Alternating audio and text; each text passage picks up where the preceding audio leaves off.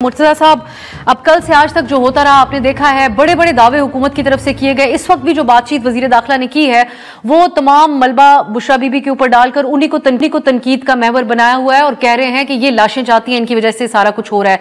तो आपसे मैं जानना चाहूंगी कि क्या हुकूमत की आपको स्टेट की कोई रेट नजर आई, कोई प्लानिंग नजर आई, ये हुआ क्या कल से आज तक इस्लामाबाद में आपकी नजर में?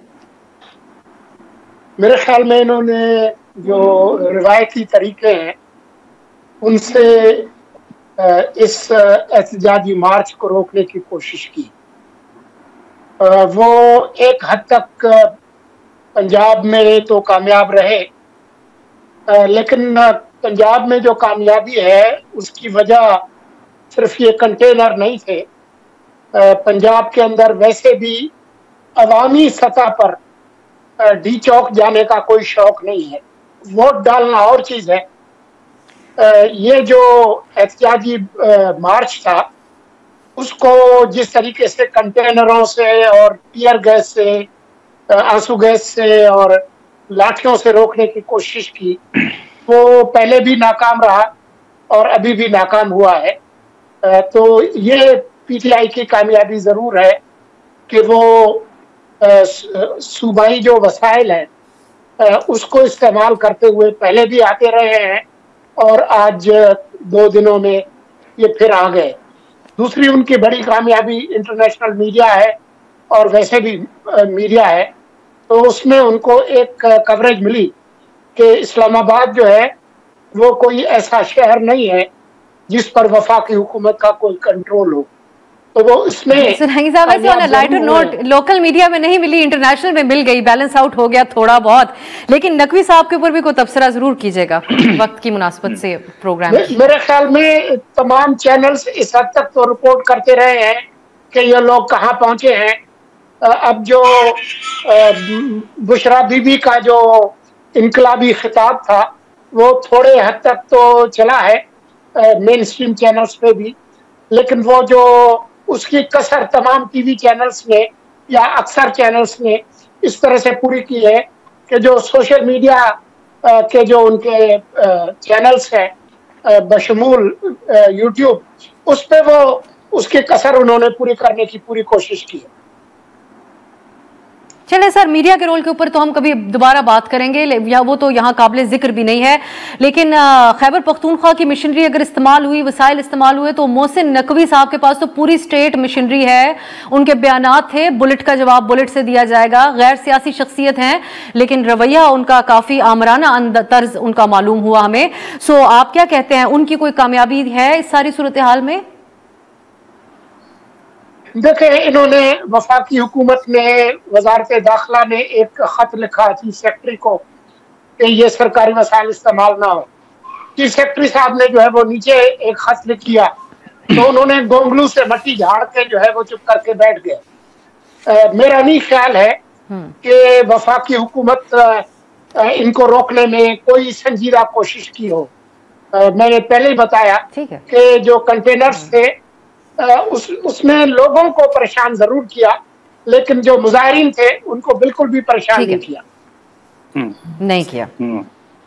ठीक है सर, मैं अब नादिर आप ये कहिएगा, एक पहले नादिया की तरफ से होते हुए, नादिया आप जो ताज़ा तरीन बयानात हैं बुशरा बीबी के हवाले से, इस पर आप जरूर तबसरा कीजिएगा।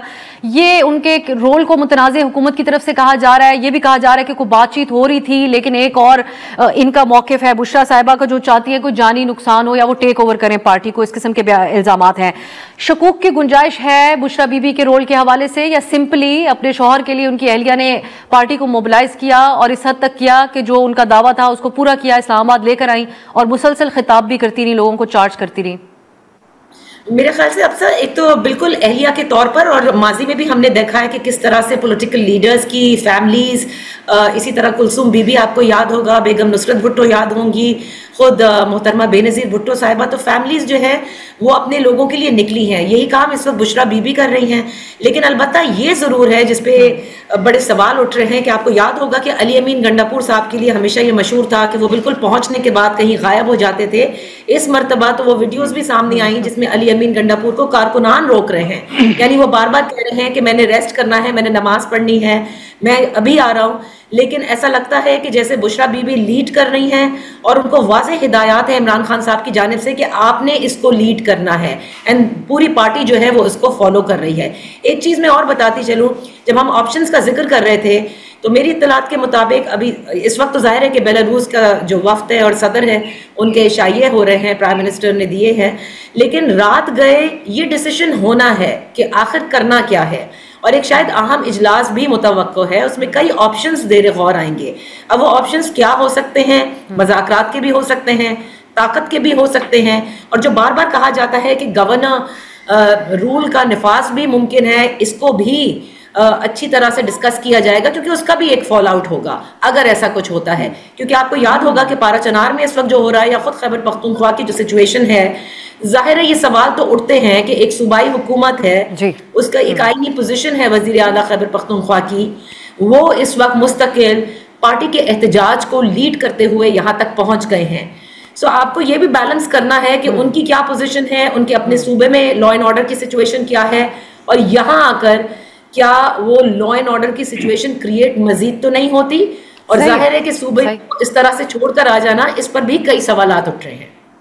अहम पहलू आपने उजागर किया। ये नादिर, आप बताइएगा कि अब इस वक्त जो बातचीत है, एक जो राउंड था मुज़ाकरात के हवाले से कोई क्लैरिटी नहीं कि वो वाकई को मुज़ाकरात थे या पैगाम ही भेजे जा रहे थे उनको कि गवर्नर राज लग जाएगा, या उनको मिलिट्री ट्रायल के हवाले से भी हुकूमत बाकायदा धमकियां देती रही और भी हर तरह की, या ताकत के इस्तेमाल जो बाकायदा ऑन द रेकॉर्ड वजीर दाखिला कह रहे थे। क्या वाकई उनको कोई ऑफर की गई उनके मुतालबात के हवाले से अब तक जो मुज़ाकरात की बात है, या आप समझते हैं कि गवर्नर राज की तरफ भी मामला जा सकते हैं? बिल्कुल, मैं इस तरफ आता हूं, लेकिन यहाँ पर जो मैंने 24 नवंबर की कामयाबी के हवाले से कहा कि ये तहरीक इंसाफ की कामयाबी है, वो इस तरह माजी में या वैसे भी ओवरऑल अगर आप देखें तो सियासी जमात के लिए मुतालबा तस्लीम होना मैटर नहीं करता, उनका नजरिया या उनकी तहरीक को कामयाब कहा जाए, उनको हमदर्दी मौसूल हो, ये ज्यादा मैटर करता है। माजी में तहरीक जो है वो अदलिया की आज़ादी के लिए भी चली, तो क्या आज अदलिया की आज़ादी के हवाले से सवालात नहीं उठ रहे? आइन की बालादस्ती के लिए तहरीकें चली, तो आज आइन की बालादस्ती के हवाले से सवालात नहीं उठ रहे? माजी में मौलाना फजल रहमान ने एक्सप्रेस वे चौक पे आज़ादी मार्च किया था, क्या मौलाना साहब के वो मुतालबा तस्लीम हुए थे? नहीं हुए थे, लेकिन मौलाना साहब को फायदा हुआ। हाल ही में आपको याद होगा कि बिलावल भुट्टो ने महंगाई मार्च किया था और वो इसी डी चौक पर आए थे, तो क्या बिलावल साहब के उस महंगाई मार्च के बाद मुल्क में महंगाई खत्म हो गई थी? तो मुतालबात तस्लीम होना और एक पार्टी का नैरेटिव कामयाब होना, इन दोनों चीजों में बड़ा फर्क है। और ये इस दफा अगर डी चौक से ताकत के इस्तेमाल के जरिए पीटीआई को वहां से हटा भी लिया जाता है, तो ये हमदर्दी हुकूमत खुद पीटीआई को देगी और पीटीआई इसको कैश भी करेगी। दूसरी बात जो मुज़ाकरात के हवाले से है, तो मुज़ाकरात के हवाले से पहले भी मिनिस्टर एनक्लेव में मुज़ाकरात हुए हैं, और इसका सबूत ये भी है, और ये भी आप देख सकते हैं कि बैरिस्टर सैफ, जिनका इमरान खान से मुलाकात करने की जो फहरिस्त है उनमें नाम भी शामिल नहीं था, बैरिस्टर सैफ जो है वो बैरिस्टर गौर के साथ मिलकर खान साहब के साथ मुलाकात करते हैं, और उसके बाद एक मरतबा फिर मुज़ाकरात होते हैं, और उसके बाद फिर अडियाला जेल में रात गए एक मरतबा फिर मुलाकात होती है।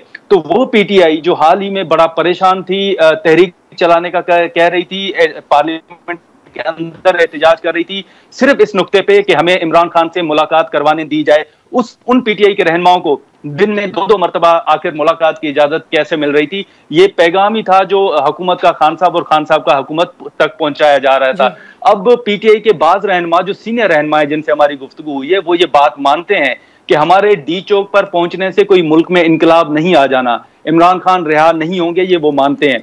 उन्होंने 2-3 मुतालबात रखे हैं। उन्होंने कहा है कि फौरी तौर पर आप यास्मीन राशिद जो हैं या दीगर जो खवातीन हैं कैदी, उनको रिहा करें और एक मुआहदा करें कि हम ये धरना खत्म भी करें तो आप इमरान खान को 1 माह के अंदर आप रिहा करेंगे, अगर नहीं तो आप मीनवाइल इमरान खान को बनीगाला या खैबर पख्तूनख्वा मुंतकिल करें, उसके बाद हम मुज़ाकरात के जरिए मामलात को आगे बढ़ाते हैं।